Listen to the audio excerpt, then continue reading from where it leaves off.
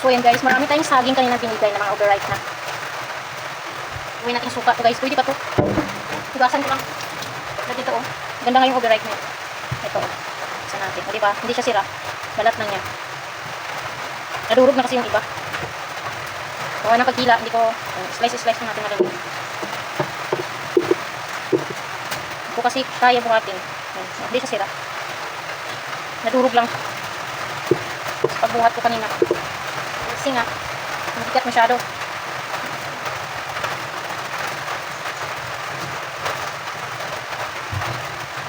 Maganda nga yung overripe na para madali na siya mga. So, dito, yung balat niya lang.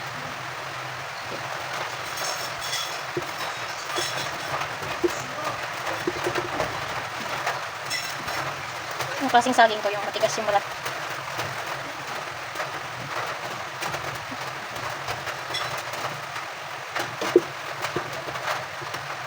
Never mind ako po. Kaya kanina umaga, nag-garden ako eh.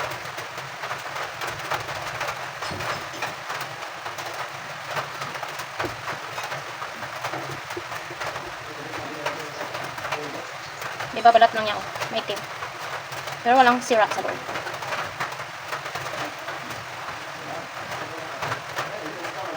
Slice ko lang lahat guys. Smash na natin guys. Smash natin yung ating banana. Dalawa yung gagawin ko guys. Experiment time. So this is my first time making a banana vinegar.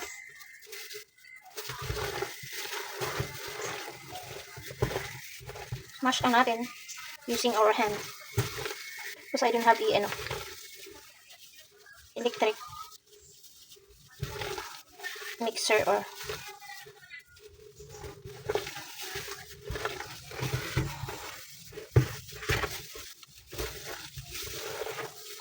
smash. Maganda sana pag meron tayong electric smasher ba yun.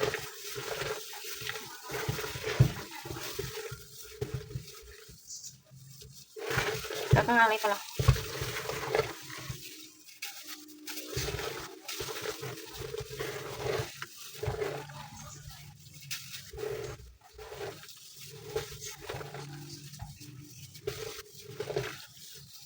Ito na yung ating banana guys. After natin smash ko na siya. Dalawa kasi. Experiment time. Ito, okay na po siya. Pure lang siya banana. Takpan na natin. Nilagyan natin ng date.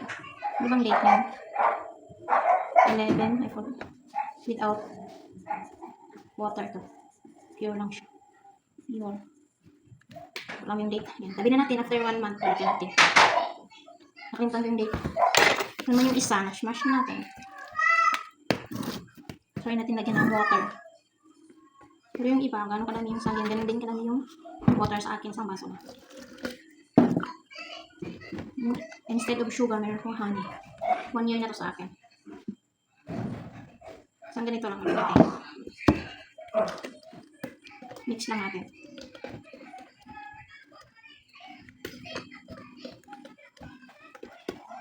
Kaya yung water nilagay ko guys. Kasi kahit isigot na yung water, tagal din siya mag-asin.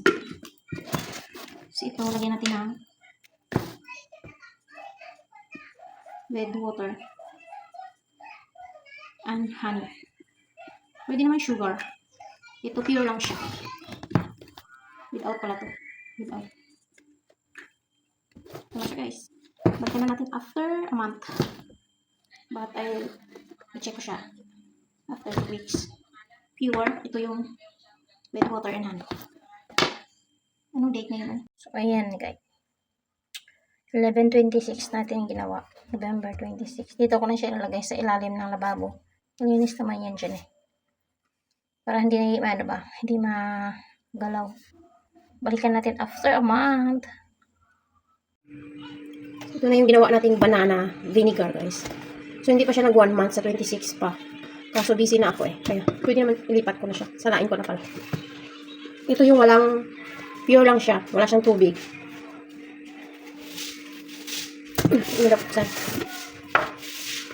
Konti lang talaga siya basta pag walang tubig.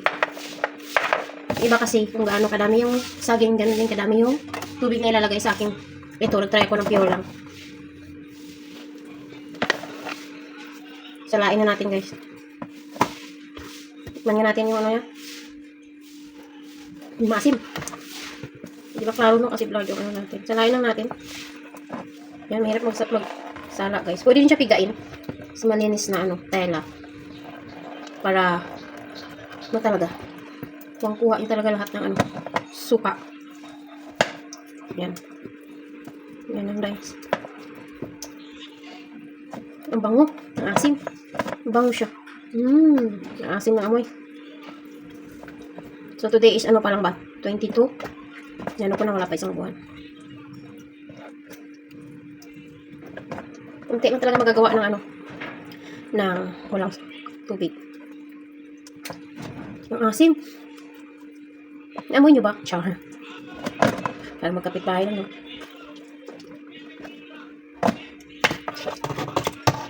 Ito yun, may sabaw-sabaw. Tapos, dito ko siya isasali ng asim talaga.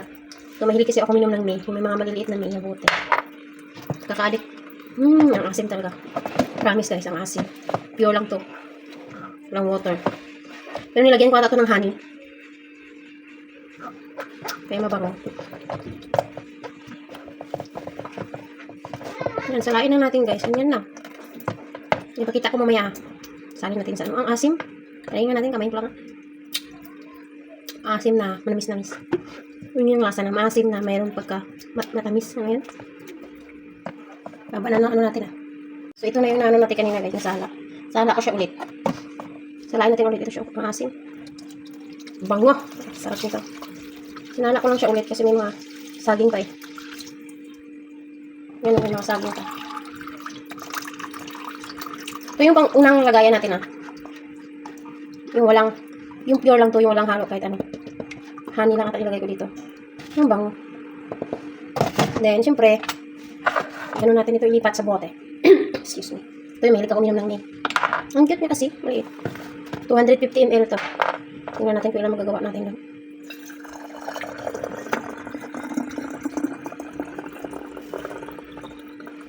Huwag natin kapunuan kasi nga, suka eh. Baka maapaw. Baka umapaw, sayang. Lagyan natin ng space jar.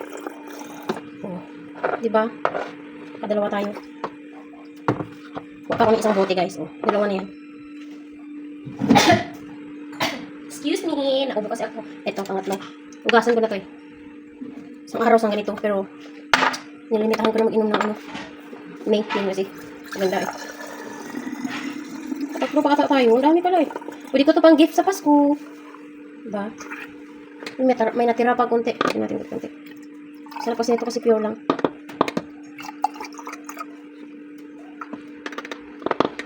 Ganyan, may natira pa. Tabi natin yan kasi meron pa tayong sasalain. Pana natin. Bango talaga. Marami pa akong isasala guys. Ito yung isang, ano natin. Isang tab natin kanina. Ito, medyo marami-rami ito kasi. Nakalahati siya. Pero with water ito siya. Nilagyan ko siya ng isang baso. Pero maasim din siya. Sige, try na natin yung pangalawang batch na with water and honey. Ikabok na. Ilalim ko kasi nilagay. Tapang.